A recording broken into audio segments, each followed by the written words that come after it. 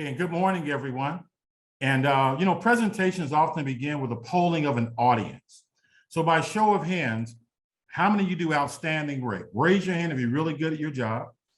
Okay, just about, okay, a few people. How many of you feel, as a result of the work that you do, that you're making a difference in the lives of at least one human being? At least one person benefits from your work? Very good. And how many of you feel, as a result of the work that you do, that you deserve a $90,000 a year pay increase? Every hand goes up twice.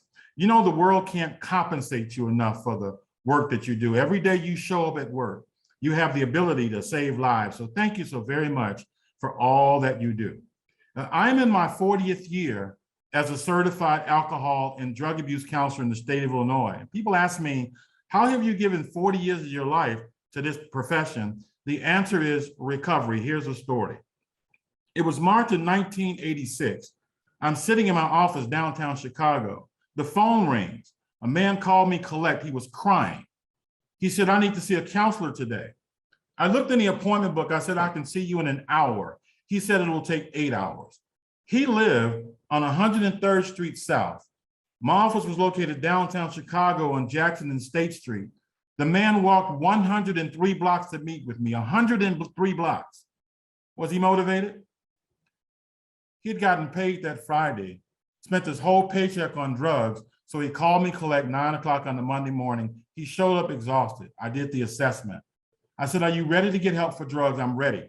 I said, if you leave my office and you go and stand on the corner of Jackson and State Street, a bus will appear. Take the bus to the end of the line. At the end of the line, there's a drug treatment center. He said, I don't have bus fare. And I was about to reach in my pocket and give him bus fare. And then one of my professor's voices came into my head. We're not about charity, about helping people help themselves. Give a man a fish he eats for a day. Teach a man a fish he eats for a lifetime. Who's ever heard that before? I reached in my pocket and gave bus fare. He walked 103 blocks. I left my desk to wait for the bus with him. And then as I left my desk, I wondered, why was I sitting behind a desk and people are dying outside? There are too many counselors sitting behind desks and people are dying outside. We need boots on the ground, which is the name of this conference. So I waited for the bus. I paid his bus fare. I said, end of the line treatment center. He came back a year to the day that I gave him that bus fare, and he gave it back to me and said he was grateful for his recovery. What I've learned in these 4 decades is that once you help someone with their recovery, eventually gratitude sets in. And out of gratitude, they start helping people. And then the people they help start helping people. Those that they help start helping people. It basically means that your great work, it never ends. Every little bit you do to promote recovery is magnified. As a matter of fact, when I think of your work, I'm reminded of a story about a painting called The Praying Hands. How many of you are familiar with a painting known as The Praying Hands? The painting The Praying Hands was painted by a man by the name of Albrecht Dürer. It looks like this, during the 15th century in Germany. From the time he was a little boy, he always wanted to be an artist. So did his brother Albert. The problem was he had 18 siblings. How many of you have 18 siblings? I didn't think so. So the 2 brothers decided they would flip a coin, and whoever lost the coin toss would go and work in the coal mines to send the other one to art school. And then upon graduation, they would switch roles. And Albert won the coin toss, and he went to a famous art school in Nuremberg, Germany.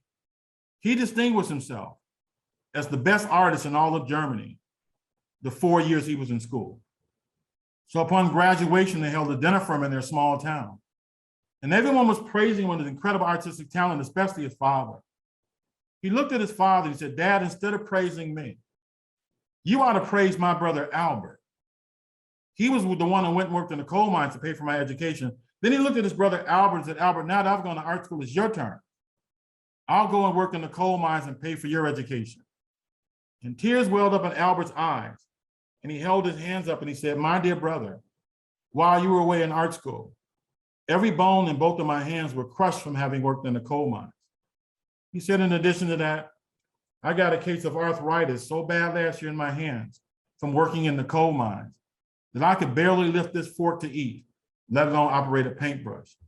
He said, no, my dear brother, I won't be going to art school. And Albert took a good look at his brother's hands and he painted his brother's hands. And those are the hands behind the painting of the praying hands. So if you ever see the painting again, I ask you to look really closely. What you notice is lots of scrapes, scratches, and bruises on these hands. These are imperfect hands. Of course, he got those in the coal mines as well. What it says to me is behind every success, there are people behind the scenes that rarely get credit. Behind every recovery, there are people behind the scenes who rarely get credit. And those people would be you. Thank you so very much for all that you do. My opening remarks are really dedicated to two people.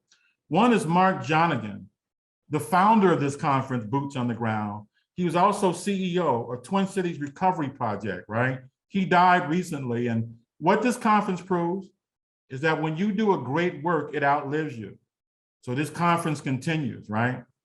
I also dedicate my comments to Mark Jonigan's mother, and I don't know if she's with us today, but every time I talk with him, he talked about his mother.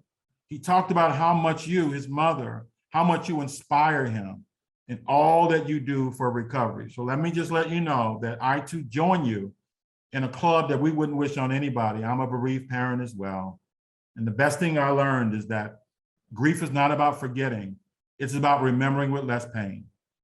And when you suffer a loss, you don't want to try to forget, because that which you forget has a way of haunting you. You want to hurt less. And one way you can hurt less is to tell your story as often as you need to. And of course, fond memories help us with pain. So I know that Mark Jonigan was about advocacy.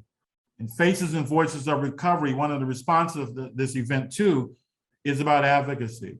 Know that when you advocate, there will always be consequences, right? But know that history reveals that you will be vindicated. Abraham Lincoln, the 16th president of the United States, who was assassinated because of his advocacy, and he's one of the most celebrated presidents in history. Martin Luther King Jr., right, experienced a lot of oppression because of his advocacy. And every January, we celebrate his birthday. So continue to do what you're doing. And I have one more story for you. Yes, drug policy advocates here. Thank you, Nikki. How many of you saw the movie The Color Purple? Oh, they could have used your services in that movie. There was a lot of drinking, a lot of childhood sexual abuse, right? Domestic violence in The Color Purple. And towards the end of the movie, a singer appeared named Shug Avery. And Shug Avery was the daughter of a Memphis preacher. And towards the end of the movie, she was going back to Memphis to sing. So in true Southern tradition, I see Twin Cities Recovery Project here with us today, and Rick and Benjamin. Towards the end of the movie, as she was going back to Memphis to sing, Mike Johnson, they held a dinner for her in their small town. And everyone was praising them on his incredible, everybody was, they had the dinner from the small town. And as they were leaving, her husband tipped his hat. And he said to those remaining in the dining room, "You're the salt of the earth." Who's ever heard that phrase, the salt of the earth? That phrase, the salt of the earth, has been with us for a long time. It's in the Bible. I learned that in ancient Rome, people were not paid in dollars and cents, they were paid in salt. You've probably heard that phrase, "He's not worth his weight in salt." And I learned that in America, before we had refrigeration, salt was used to preserve food. So salt was considered precious and sacred, which is exactly how I see you. Individuals who dedicated your life to advocacy and helping people with their recovery. You truly are the salt of the earth. Thank you so very much for allowing me to share a few words. Have a wonderful day and a wonderful conference. Thank you so very much.